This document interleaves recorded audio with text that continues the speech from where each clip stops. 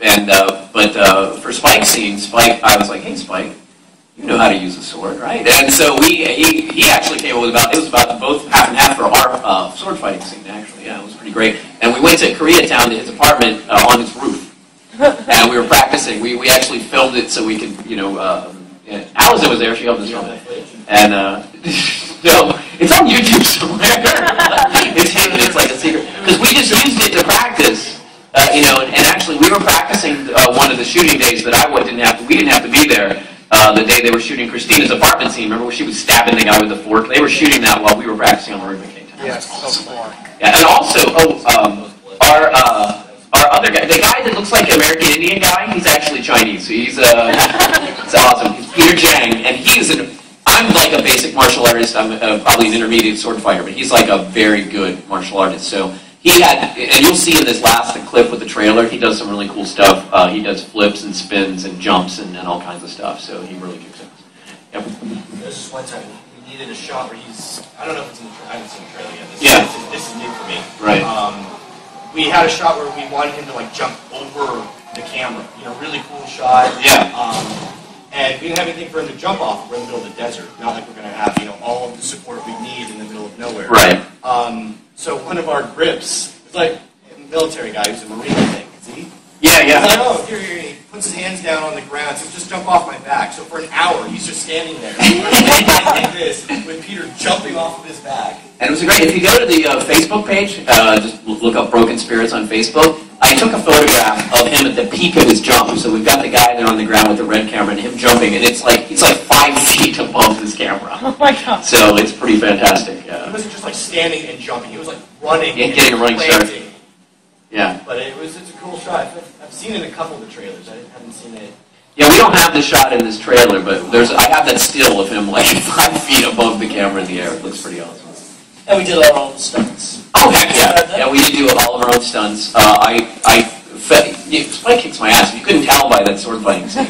So I bited a lot. I hit the dirt a lot, and I rolled down a sand dune, and I fall on my face, and people. We had a lot of fighting going on, and a couple times we actually hit people instead of pretending to hit people. So that happens. Richard made one of the girls cry. Punched Axel in the face. Oh, that's right! Oh, yeah! Bam! Oh, right in the nose. All of a sudden Richard's just looking like, oh, crap. Oh, crap. She cried. Oh, yeah. Just got hit. Like, she was just overly surprised at the fact that she'd been hit. Like, contact had been made. It didn't hurt her. She's like, I'm not hurt. I'm just surprised. It's like, I was hit. Yes. All right. Question. Thank you. Good night. I'll be in the bar. Did we have another one or no? Well, I have a question for you, Steve, because I guess I didn't want to ask this on set. Seriously, why did you decide to make the film? Because you gave up a lot to do it, and it was, you said it was one of the most stressful periods of your life. It was. I would not do this again. Why did you do it? Okay, that's a good question. And this is going to be a pretty personal answer. You guys are all now my best friends. I have been in LA 4.5 years, and ever since I've been here, it's been a really difficult struggle. And it's not unusual for an actor to have a really difficult struggle out here. But I got out here, I had a job, and I lost it within 2 months of being here, and I lost my place to live within 2 months of being here. And ever since then, it's been a scramble to find places to live and work and be able to pay the bills. And then my car broke, and then all this stuff happened. My sister died, my dad died. And then I came down with chronic fatigue for almost a year. And I was in bed for almost a year. And I had just gotten my voice acting career started. I'd gotten the gig in Helsing. I'd gotten the video game. I was getting auditions for stuff. I was going in for Warcraft and some other stuff. And that 9 months of chronic fatigue, I was in bed almost every day. I could barely eat and feed myself. And some people don't understand chronic fatigue, by the way. It's a real condition. It's not you're depressed. It's not, oh, you're just tired. I would not be able to get up. I was so tired. It's almost like having the flu all the time, except without any of the other symptoms except the exhaustion. I just felt so drained, and I had people bring me meals because I couldn't cook. And I lost all my momentum there, my voice acting and everything. I just, I I couldn't go in for auditions, I lost all my, so I had kind of nothing going on. And I was like, and I worked on, and I kind of do film acting too, and everything got stalled. You know, I was just kind of stopped. You know, all the work I'd done to get momentum going in my career was just halted. And I said, you know what, I'm going to do something before I just have to leave LA. If I have to leave, you know, because of this condition or whatever, I'm going to try to do one thing, you know, before I leave. And I came with this idea because I've been very blessed and lucky to have done the anime that I've done and meet the voice actors that I know, and go to these conventions, and they're great people, and I wanted to work with them, and it just seemed like a really, I don't remember how the idea came to me, you know, at first I was like, I'm going to write a screenplay, and I have a free location. That was really the beginning, you know, and so that's free, and then I'm going to get some, and it really was just going to be like me and a few friends. And then when I got, you know, I asked the voice actors, they were on, and when I got this director, he ended up getting us a red camera and 2 other producers, and then first day of shooting, I show up on set, and there's 30 crew. I don't even know half of these people. You know, I don't know where they came from. Like, oh my God, it was amazing. And somehow I was producing a film. And so anyway, that's why, really, because I thought I was going to have to leave LA, and I wanted to have accomplished something before I left. And I'm so privileged and glad that my voice actor friends were able to lend a hand to that. Well, now comes the awkward question: why wouldn't you do it again? Okay.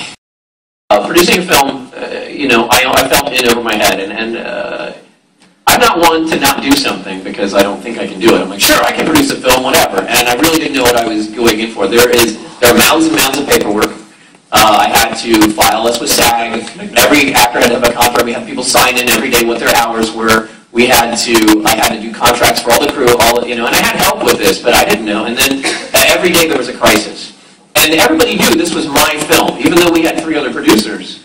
You know, everybody knew. You guys all knew, this is Steve's film. He sold his freaking car to make it, you know, blah, blah, blah. So they know it was my film. So if anything, if there was any problem, they came to me, right? And so I had people crying coming to me. I had people screaming coming to me. I had, you know, sometimes actors being divas coming to me. Of course, Spike was never really like that. If anything wrong, anyone was upset, all come to Steve, and I didn't know how to do half of this stuff. It was really experienced like, well, I have about 10 minutes to figure out how to solve this problem that I don't even know how to fix. And every day was crisis, and then we had 14-hour days shoots, and I had to be there, the first one, you know, to be there at 6 a.m. and the last one to leave every day. And as well as a lot of my crew, you know, Nick put in a ton of work doing scheduling and things like that. And now I'm promoting the film. You know, I have to deal with contracts and distribution, and we're trying to make a deal, you know, for international and also domestic. And now we're trying to do an accounting for our budget. And it was so crazy every day. You know, our line producer would come to me and say, "We need $600 more." And I had to come up. The car money was gone after the first half of it was gone. And you know, I had to come up with thousands and thousands and thousands more dollars. Fortunately, Anime Expo came right on board. I went to some other friends. Yeah, I don't know how that happened. I went to some really, really good friends and said, "My God, do you have any money?"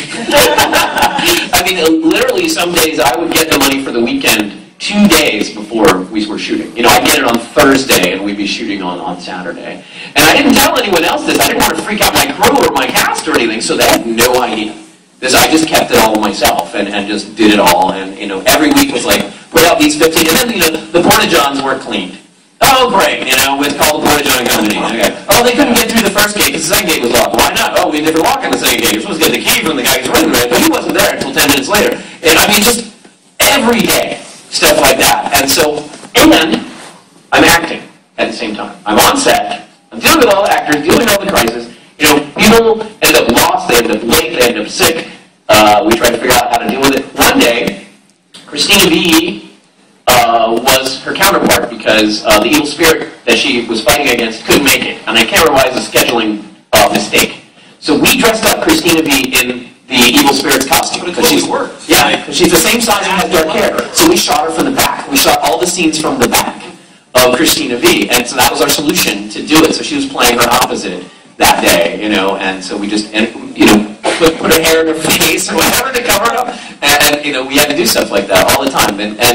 But I'm still dealing, you know, with stuff where people come to me and, oh, we lost the receipt for this, or we don't know, you know, I mean, I'm still dealing with all this, you know, and it's a year later since I started this whole thing, and, you know, we don't know, you know, the distributors that we're talking to are trying to they're trying to, you know, rob us for blind, basically, and say, oh, well, yeah, we're going to give you this deal, but we're going to take so many percent, we're going to make you pay this much up front, and you're going to have to do all this, and, oh, yeah, now you need to get the movie rated, and you've got to pay thousands of dollars for somebody to rate it. You've got to pay thousands of dollars for somebody to clear the script of copyright. You've got to pay, you know, I didn't know all this, right? So now I'm doing it all, and I'm still working and working, and it's going to take at least 2 years of my life, just nonstop work to have made this film that hopefully a lot of anime fans will see. But you know, who knows how many people ultimately are going to see this film or even know it exists? So. Everyone. I hope so, yeah. But I have my good friends in the anime industry who are going to promote it, and you know, they'll be bringing it to conventions, and we're going to try to make it so they can have screenings and everything like that there. Yeah, so that's my long answer to that.